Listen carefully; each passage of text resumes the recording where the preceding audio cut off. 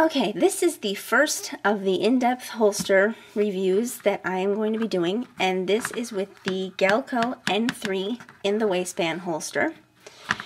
And this is the third in the kind of, this is the third edition of what they called the NSA. The NSA holster, the original NSA holster had the belt loop that you see here, had the same kind of belt loop, but it had no sweat guard, didn't have this, and it had no reinforced mouth. And the second edition that they did had a reversible J-hook instead of the belt loop here. And but it still also had no sweat guard and no reinforced mouth, so you could reverse it to either side. You could make it left-handed or right-handed, depending on what you needed. Some of the things that it has, this is made out of just regular saddle leather, the whole thing, and it comes in black only. So for those people who really like your brown leather or something, sorry, this comes in black only. It does have the reinforced mouth, and what that means, for those of you who don't know, is there is a band of either metal or plastic. Some manufacturers put plastic in there, some put metal in there, and that's what that's what's underneath of this here. You can kind of see it there. And what that does is that keeps the mouth open even while carrying in the waistband, so that for reholstering it makes it easier, and also for drawing as well. It just kind of keeps it a little bit more open and makes it a little bit easier there. So this does have the reinforced mouth. It does have the sweat guard, which depending on what you want, could be a pro or a con, and of course that protects both the gun and you. It protects you from, you know, getting scratched or whatever from your gun, and it also protects the gun from sweat and all that kind of stuff, so it has a sweat guard.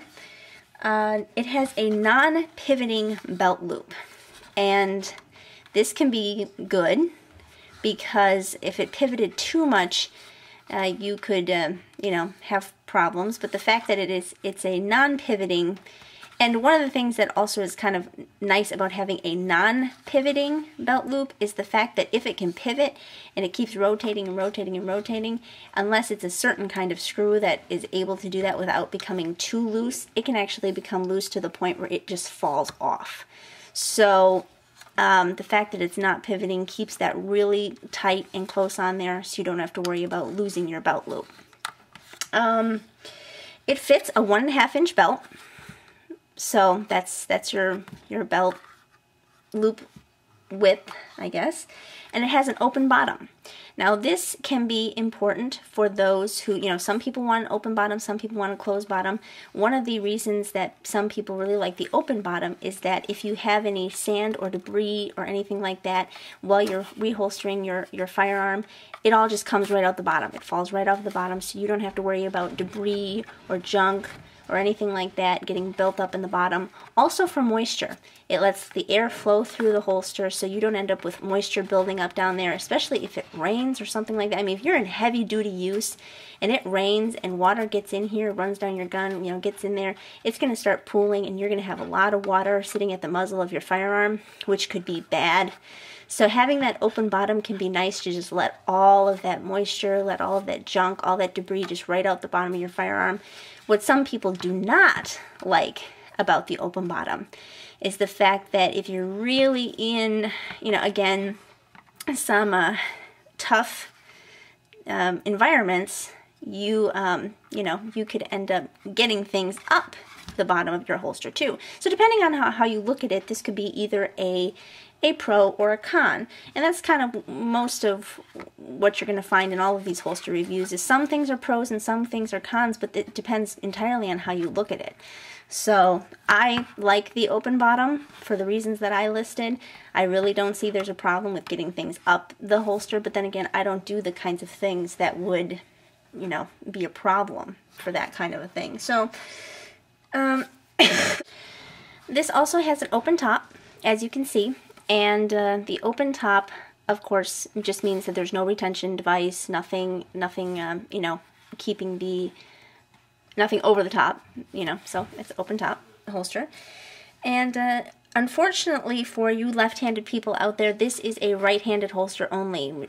You know, obviously this is particularly a right-handed holster only, but they only come in right-handed from Galco. So at least as far as I have been able to see, I have not seen a left-handed. I don't even see an option on their website to purchase left-handed. So for those of you that are left-handed, sorry, this comes in right-handed only. And also, it is non-adjustable. Again, could be a pro, could be a con. Some people really, really like their adjustable, you know, they like to be able to readjust your attachment to where it can be a small of the back holster, or like you said, it could be a left-handed holster, or they just like to adjust it so that it can be, instead of having a cant, because this one has a little bit of a cant, instead of having a cant, you can make it straight up and down, a straight strong side holster. This is non-adjustable. It's exactly, you know, it just stays the way it is. Like I said, totally depending on what you're looking for, this could be good or bad. Build quality. Going over some build quality. I have been very happy with Galco's build quality. Over the years, I've had several Galco holsters, and I have yet to have one fall apart on me. You can see, you know, stitching is all in place, all very even. I have seen some holsters, not from Galco, but I'm just saying some holsters in general, where the stitching goes right off the side. Stitching on this is nice and even, goes all the way around. You can see the stitching all down here. It's very, very nice stitching. And dye is another thing that some people forget to mention. And that some holsters, they're dyed poorly, so you can just rub on them and you end up rubbing dye right off on your finger, and look, no dye. So you know, it's very dyed well, very evenly dyed. There's no places where the dye is, you know, I guess weaker than in other places. Even on the inside, you can see it's nicely dyed, and the inside is a little bit more, it's not as, you know, buffed. It's not as shiny, and it's still, you know, it's a good flexing quality, nice. And with leather, you want a little bit of flex.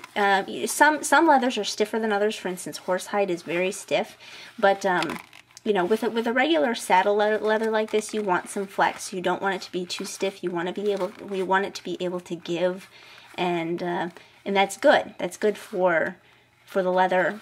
If it gets too hard, too brittle, that could end up causing cracks and breaks. So the fact that it's nice and soft and very pliable is a good thing. Now, as far as where this is recommended to be carried, this particular holster is a strong side to what they call a 3 o'clock to 5 o'clock hold. You know, strong side to the back, and I can just draw you a little illustration. If you had a body, here's a head, and here's your shoulders. If you can see that, there's the head, here's the shoulders. This here to here is about where it would be recommended to be carried. So it wouldn't go, you know, it's not appendix carry, it's not small of the back, and like I said, it's not a left-handed holster, so you're stuck with just about 3 to 5 o'clock carry. So that's my little carry clock for you. I have what's called the does it have or will it do section that I have some notes on here for. Will it accommodate crimson trace grips? Yes, it will. Does it have a reinforced mouth? As I already went over, yes, it has a reinforced mouth. Some people specifically ask for that. Does it have a retention device? No, it does not have a retention device. It does not have a retention screw. It does not have a retention strap. It does not have a retention button. There is no retention device on this holster. So if you are looking for a retention device, this is not the holster for you. Does it have a body shield or sweat guard? Yes, it does. Right here. Body shield or sweat guard. Another thing people want to know is how big is it? This one here, that's why I brought out my nice little mat. This here is about 7 inches in length, going from 1 to 8, minus this. So it's about 7 inches in length here. You can see on my nice little mat here. So it's about 7 inches in length, roughly, and about a little less than 5 inches across. See, it's about 4 3/4 inches across.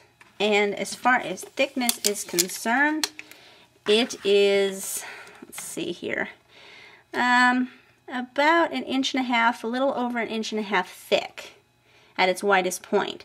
So obviously it's an in the waistband holster, so if you're going to be purchasing pants or something to go over this, you might want to consider increasing your waistband to an extra inch.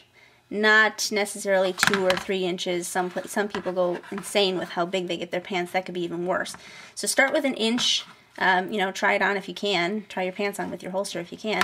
And if you need some more, yeah, buy the next size up. Next, what we're going to do is we're going to go into the natural retention segment, and then we're going to come back and go over a little bit of the final things about the gun. Or about the holster, rather. Okay, in this segment, what we're going to do is, this is going to be the retention segment where we are testing the natural retention of the holster. I have my husband here with me, and what he's basically going to do is he is going to try to get the gun out of the holster. Excuse me, it's really cold out here. He's going to try and get the gun out of the holster, and I am not going to resist him. This isn't about how well I can retain my firearm. This is about the holster's natural retention. So that's why you're not going to see me fighting back. He's going to do it from the front, from the side, from the back, whatever angle he can think of. And the reason I'm using him, he's a 200-pound large man. If he can't get it away from me, you know, or get it out of the holster, it's probably not going to come out unless you actually draw. Then we're going to do a quick draw segment, see how the holster does with drawing, and that's pretty much it. And just to show, just making sure that the firearm, no magazine, firearm is empty, nothing in the chamber, tactile check, visual check. Ease down.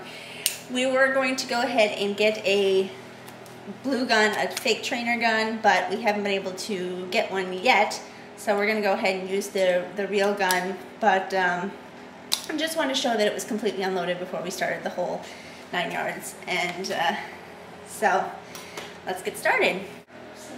Alrighty. That shifted around pretty bad. Yeah, that did.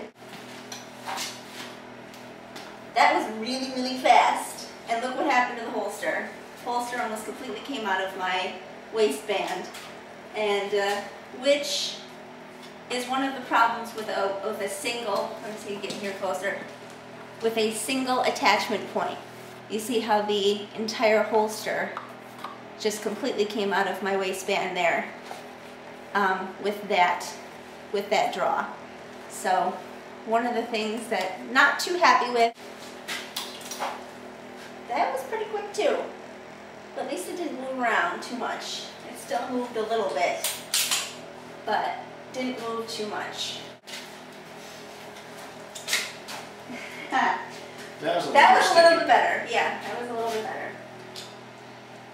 That one, you know, that one took a little bit more. I ended up getting more shirt than gun. Yeah. So here, try it again. Let's see what it.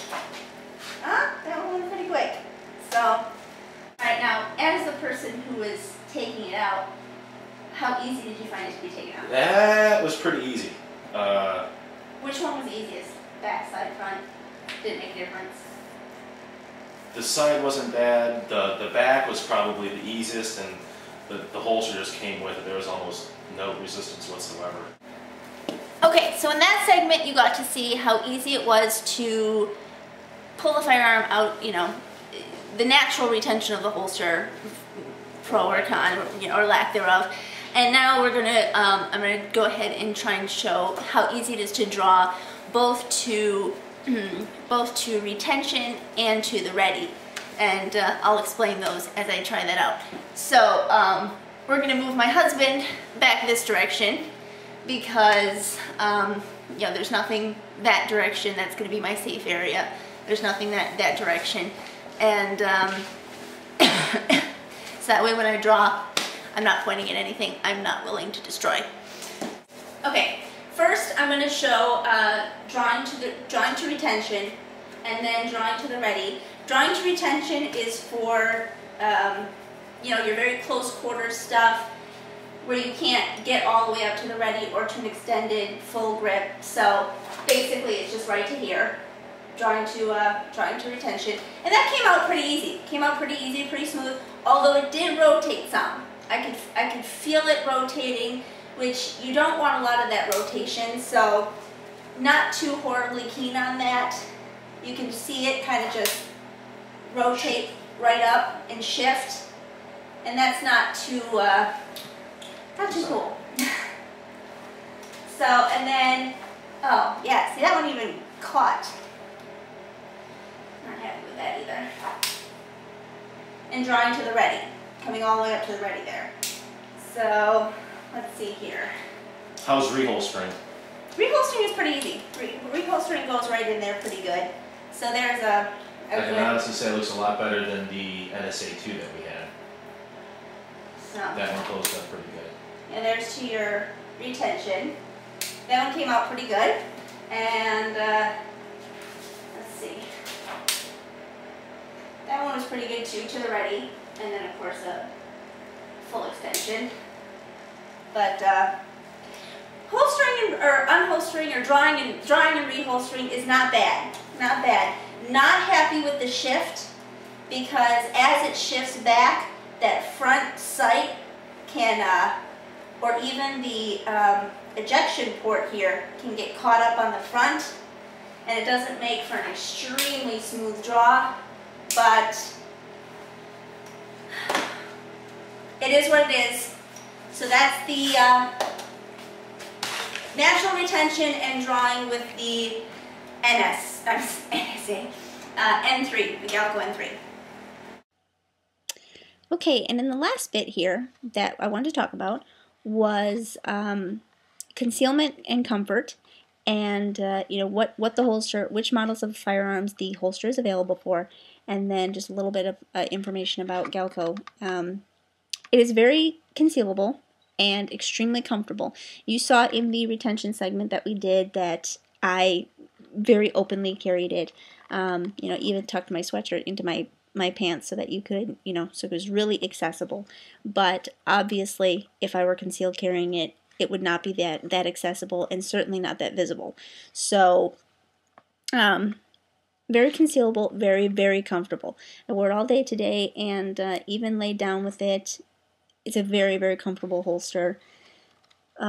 So, gets a big thumbs up from me for comfort. What it is available for. According to the Galco's website, it is available for all 3 to 5 inch 1911s, except for SIG. And for those of you who have SIG 1911s, you could probably, because it's a leather, you could probably stretch it to fit. SIGs have a little bit of a different slide, so the 1911s, I mean. So you could probably fit it in here and, you know, have it kind of mold to it. But the problem, you know, it could compromise a little bit of the natural retention or the natural shape of the holster. So that's entirely up to you if you want to try that or not. I have not tried it. If you want to try it, that's on you. So, like I said, all 3 to 5 inch 1911s with or without a rail. So if you've got a Kimber with a rail, 5-inch Kimber with a rail, you can get it. It is available for that. Or for like your 3-inch Springfield Micro that has a rail, or with, if you had one with a rail, you can get this for a rail. All major Glock models, it is available for. Also the HK USP Compact 940, Smith & Wesson M&P, the SIG Sauer 228, 229 with or without a rail, the Springfield XT, and the AMT Hardballer are what the N3 is available for from Galco's website. And like I said, things are very subject to change. They are always making new models, new guns, or you know, new holsters available for new guns, etc. So Galco's website is usagalco.com, and they have on their website a frequently asked questions segment, an FAQ section, that you can get some really good information on break-in, care and maintenance, even cleaning, They talk about, they recommend once a month, depending on how, how active you are, or how, how much you wear the holster and stuff, cleaning with a glycerin soap and lotioning the holster with a Galco leather holster, or a Galco leather lotion that they sell. But there's also a list of some leather conditioners that they do not recommend because they make the leather too soft and it loses some of its natural kind of stiff retention. So there's a list there also on that FAQ page of do's and don'ts. So I would recommend reading that for your leather holster. Then the N3 from Galco is $76.95, and it is in stock according to as of January 31st of 2010, and there is no wait time, and they say that they ship usually within 3 business days. So that's nice to know. You don't have to wait for 6 months to get the holster if that's something you're interested in. It's not $150 either. So that's pretty much the whole Galco N3 holster review. And if you have any questions, let me know.